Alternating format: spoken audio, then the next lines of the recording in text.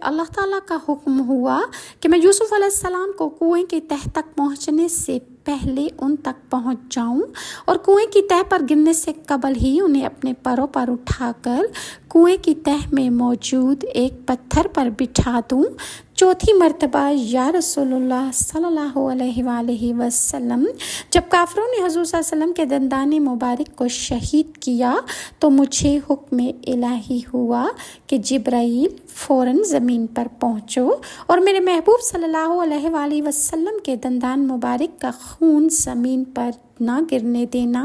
زمین پر گرنے سے پہلے ہی وہ خون اپنے ہاتھوں پر لے لو اور اے جبرائیل اگر میرے محبوب صلی اللہ علیہ وآلہ وسلم کا خون زمین پر گر گیا تو قیامت تک زمین سے نہ کوئی سبزی اگے گی اور نہ ہی کوئی درخت اور تمام ہریالی ختم ہو جائے گی۔ چنانچہ میں بڑی تیزی کے